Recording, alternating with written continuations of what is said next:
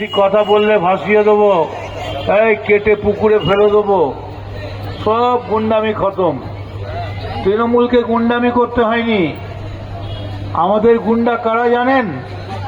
আমাদের গুন্ডা হচ্ছে এই যে মানুষগুলো দাঁড়িয়ে আছে, এই মানুষগুলো যারা ভালোবাসা দিয়ে গুন্ডামি করে। লাঠি নিয়ে বোম নিয়ে গুন্ডামি হয় না। এবিপি আনন্দ দেখাচ্ছে মদন মিত্র বলেছে কর্মীদের নির্দেশ দিয়ে দেবো। তা আমি দেবে না দেখি বিজেপির বাবা দেবে? এত মহা মুশকিল। আমার কর্মীদের নির্দেশ তো আমি দেবো।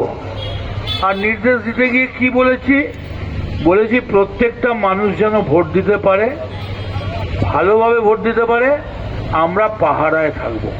এটা অন্যায় নাকি? এটাই তো গণতন্ত্র। এটাই তো গণতন্ত্র। নাকি আমি জিতবো इस बार 400 की पार, 400 की पार নাই, इस बार झील की उस पार। এবার ঝিলের ওদিকে চলে যাবে। ছেড়ে দিন নরেন্দ্র মোদী। আপনি যদি জিনতেন, এখানে দেখুন একটা বাচ্চা 5 বছর 10 বছরের বাচ্চাকে ডাকুন। আচ্ছা বলো তো, যদি মোদী জিততেন, যদি কেউ জয়ী হয়, সে কি তার বিরুদ্ধ শক্তিকে জেলে আটকে রাখে? ঔরঙ্গজেব শাহজাহানকে বন্দী করেছিল, সেটা তার ব্যক্তিগত পারিবারিক কারণে, ক্ষমতা দখলের জন্য। কিন্তু সম্মুখ লড়াইতে বহু প্রতিপক্ষের সঙ্গে লড়াই করেছিল। যদি বিজেপি জিতত, তাহলে একমাত্র শিডিউল কাস্ট প্রার্থী হেমন্ত সোরেন তাকে বন্দী করে রাখত। আর যেখানে নিজে বসেন নরেন্দ্র মোদী, সেই দিল্লির ইন্ডিয়া গেট,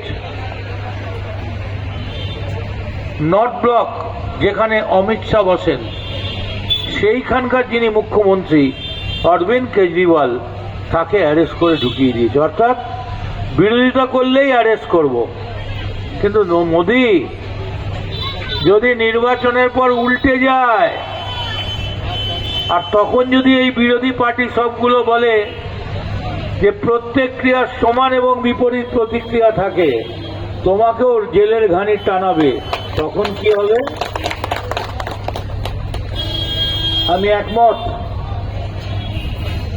আমি একমত সমস্ত বিরোধী দলের সঙ্গে। রাহুল গান্ধী মোদীর নাতির বয়সী হবে, ছেলের ছেলে, বাচ্চা ছেলে। স্ট্যালিন,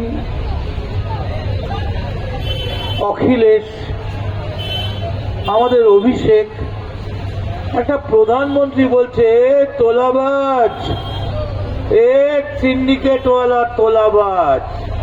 একটা প্রধানমন্ত্রী তোলাবাজ বলবে? আর একটা মেয়ে বলছে রাজ্যপাল আমার শ্লীলতাহানি করেছে। আমরা তো চিরকাল যেদিন শুনতাম আমাদের নেতারা বলতো যে আজকে রাজ্যপালের কাছে যাব, ভালো করে ঠিক মতো আসবি, আমরা একটা নালিশ জমা দেব। রাজ্যপালের কাছে নালিশ করতে যেতাম। আমরা সেজে গুজে পরিষ্কার হয়ে থাকতাম, রাজ্যপালের কাছে যাব। ওখানে মাউন্ট ব্যাটেন ছিলেন, প্রিন্স অফ ওয়েলস, ওখানে এতগুলো প্রধানমন্ত্রী ছিলেন। রাজ্যপালের কাছে যাব, খবরের কাগজে নাম বেরোবে। সেখানে একটা মেয়ে বলছে রাজ্যপাল আমার শ্লীলতাহানি করেছে। আর রাজ্যপাল বলছে রাজভবনের কোনো কর্মী যদি কিছু বলে, তাকে আমি তাড়িয়ে দেবো, কোনো ভিডিও দেওয়া যাবে না বলে 3 দিন বাদে একটা ভিডিও বানিয়ে, নতুন করে ভিডিও তৈরি করে নিয়ে এসে সেই ভিডিও ছেড়ে দিয়ে বলছে আমি ঠাকুর ঘরে কেড়ে, আমি তো কলা খাইনি। এ কি অবস্থা? বাচ্চারা কি শিখবে? আমরা ছোট থেকে শেখাতাম গভর্নর, ভালো করে ইংলিশ স্পেলিংটা শিখে নাও। গভর্নর বলবে না, বলবে গভর্নর। রাজ্যপাল, president of the country, the prime minister of India, এদের বিরুদ্ধে যদি অভিযোগ হয়, তাহলে সাধারণ জায়গায় ছোট্ট চিটিংবাজদের বিরুদ্ধে তো হবেই। তাহলে আইন শৃঙ্খলা কোথায় যাবে? তাই আমি আপনাদের কাছে সময় না নিয়ে এই ফুটবল খেলা আমি দেখতে গিয়েছিলাম। আমার সঙ্গে শুভরূপও গিয়েছিল, মেঘনাও গিয়েছিল। সেখানে রিচার্ডসনের ব্যাক ভলি আমরা দেখেছি। আমি আপনাদের ধন্যবাদ জানাবো। যদি সেই ওয়ার্ল্ড কাপ খেলার ওখানে নোরা গান গেয়েছিল, আর নোড়ার পর যে গান গেয়েছিল তার নাম নন্দিনী। নন্দিনী 3 দিন ওয়ার্ল্ড কাপে গান গেয়েছে। ওয়ার্ল্ড কাপ সারা পৃথিবীর সব থেকে বড় খেলা, সেই ওয়ার্ল্ড কাপে কলকাতার একটা বাঙালি মেয়ে নোড়া গেয়েছে একদিন, সে গেয়েছে 3 দিন। নন্দিনী বম্বে থেকে এসছে, আগামীকাল বৈশাখী মেলার মাঠে সে গান গাইতে আসছে। আমি খুব খুশি হব আপনারা যদি আসেন, তার কারণ আমার ধারণা একটা ঐতিহাসিক প্রোগ্রাম ও কালকে বৈশাখী মেলার মাঠে করে যাবে। আর বৈশাখী মেলার মাঠে কালকে সায়ন্তিকাও আসবে আপনাদের সঙ্গে দেখা করতে। এখনো অবধি যা ঠিক আছে। তো আমি আপনাদের কাছে আবেদন করব, আপনারা অবশ্যই কালকে এখান থেকে যে মিছিল বেরোবে সেই মিছিলে আমি নিজে থাকব, আপনারা অংশগ্রহণ করবেন, অবশ্যই অংশগ্রহণ করবেন।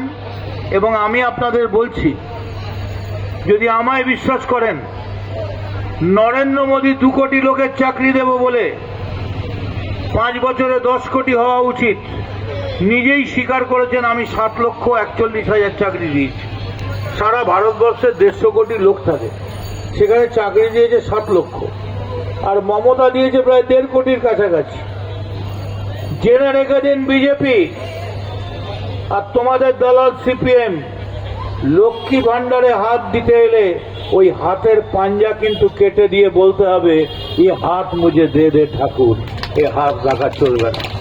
মায়েদের লক্ষ্মী ভান্ডারে হাত পড়বে না। আমি তাই আর সময় নষ্ট না করে, আমাদের প্রোগ্রাম আছে, আমরা সেই প্রোগ্রামে যাব। আগামীকাল আপনারা দয়া করে আসুন, এবং আমি বলছি আপনাদের ভালো লাগবে।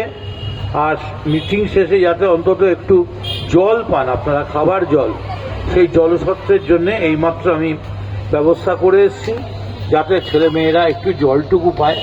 পয়সা নেই, হয়তো পয়সা থাকলে আমরা অনেক বেশি খরচা করতে পারতাম, কিন্তু যেটুকুন পারবো অন্তত ভালোবাসা আছে, হৃদয়ের আন্তরিকতা আছে, উন্নাসিকতা নেই, বিনয় আছে, অহংকার নেই, প্রেম আছে। আপনাদের কাছে আমি আবেদন করে গেলাম, এবং আপনারা শুনলে অবাক হয়ে যাবেন।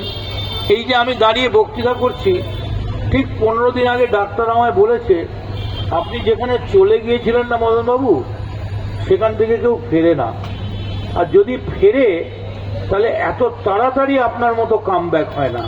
আমি বললাম, এর আগেও আমার 23 মাস জেলে যখন ছিলাম, সিপিএম বলেছিল ও আর ফিরবে না, কোনো দিন ওকে আর দেখা যাবে না, জেলে গিয়ে সই করাতে হবে। কিন্তু দেখা গেল আমার মার্জিন ছিল জয়ের 10,000, হয়ে গেল 40,000। যতবার আমার ওপর আঘাত আছে, আমার জয়ের মার্জিন বাড়তে থাকে। তার কারণ মানুষ আমায় ভালোবাসে, আমি মানুষের ভালোবাসা চাই, আমার কিচ্ছু চাই না, কিচ্ছু চাই না। শুধু মানুষ যেন আমায় দেখলে বলে, এই যে লোকটা গেল না, লোকটা দালাল নয়, লোকটা ইমানদার ছিল, লোকটা বেঈমান নয়, লোকটা ভদ্রলোক ছিল। এইটুকুনি শুধু চাহিদা। লোকটা চোর নয়। আমার 23 মাস আটকে রেখেছিল, একটা অভিযোগ দিতে পারিনি, একটা রেড হয়নি, একটা খবরের কাগজে বেরোয়নি। কেন? সুদীপ্ত সেন লিখে দিয়েছে যে আমি অজিত চৌধুরীকে এত টাকা দিয়েছি, শুভেন্দুকে এত টাকা দিয়েছি, এই সুজন চক্রবর্তীকে দমদমের প্রার্থী এত টাকা দিয়েছি। একমাত্র মদন মিত্র, যার সঙ্গে সারদার কখনো কোনোদিন লেনদেন ছিল না। এটা আমার লেখা নয়, এটা জেলে বন্দী সুদীপ্ত সেন। এখন ওরা বলবে আমি লিখিয়ে নিয়েছি। আমি যদি জেলে বন্দী একজন 10 বছরের, তাকে দিয়ে স্টেটমেন্ট লিখিয়ে নিতে পারি, তাহলে তো আমি মুখ্যমন্ত্রীর থেকে বেশি পাওয়ারফুল। আমি মানুষের আশীর্বাদ পেয়েছি, তাই আপনাদের কাছে এইটুকুন বলে গেলাম। ভালো থাকবেন, সুস্থ থাকুন, ফুটবল খেলুন। বিবেকানন্দ বলেছেন, ফুটবল খেললে গীতা পাঠের থেকে কম ধর্ম পালন হয় না। ফুটবলে যে পরিশ্রম আছে, গীতা পাঠেতে তার থেকে কম পরিশ্রম। এতে কোনো ফুটবলের মধ্যে দিয়েই আপনি ধর্ম পালন করতে পারেন, কারণ ফুটবল খেলা আপনার শরীর মনকে একদম সতেজ ফুরফুরে তাজা করে রাখে, মনের মধ্যে কোনো পাপকে আশ্রয় দেয় না। আমি এখানে আমাদের কাউন্সিলর আছে কানু, আমাদের কাউন্সিলর বিভাস আছে, তমশ্রী আছে, প্রতিম আছে, আমাদের আরও আমি মঙ্গলকে দেখতে পাচ্ছি, বাপি আছে, স্বপন আচার্য আছে, শুভঙ্কর আছে, শুভরূপ তো আছেই বলেছি, আমি শিখাকেও দেখতে পাচ্ছি, শ্যামল আছে, হ্যাঁ শ্যামলকে দেখতে পাচ্ছি। সকলকে ভালো থাকবেন। আর একটা কথা বলে গেলাম, নিশ্চিত থাকুন, নরেন্দ্র মোদী 2 কোটি চাকরি দেবো বলে দিতে পারেনি, কিন্তু আমি মদন মিত্র, আমি মাথা উঁচু করে বলতে পারি, কামারহাটি বিধানসভায় আপনাদের আশীর্বাদ নিয়ে যত ছেলে চাকরি পেয়েছে, সারা বাংলার কোনো বিধানসভায় এত চাকরি পেয়েছে কিনা আমার সন্দেহ আছে। কিন্তু কোথাও কোনো অভিযোগ নেই যে কেউ কাউকে টাকা দিয়েছে। মদন মিত্রকে কেউ টাকা দিয়ে চাকরি পেয়েছে, মদন মিত্রকে কেউ টাকা দিয়ে অটো পেয়েছে, বরং অটোগুলো নেবার জন্য যে টাকা লেগেছে সেই টাকা আমরা নিজের পকেট থেকে জোগাড় করে দিয়েছি। ঈশ্বর যেন আমায় এই আশীর্বাদ করেন, কোনোদিন যেন বেকার যুবকের মুখে ভাত তুলে দেওয়ার জন্যে আমি যেন পয়সা গ্রহণ না করি। পয়সা যদি পেতে হয়, ভগবান আছে, मुद्दा लाखों बुरा चाहे तो क्या होता है, वही होता है जो मंजिले खुदा होता है।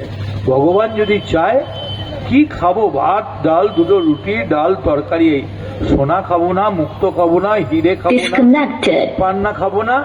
অতএব আপনাদের কাছে আমি নমস্কার জানিয়ে গেলাম, ভালো থাকুন।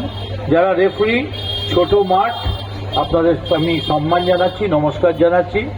আপনারা সুন্দর করে খেলান। কত গাই 3-2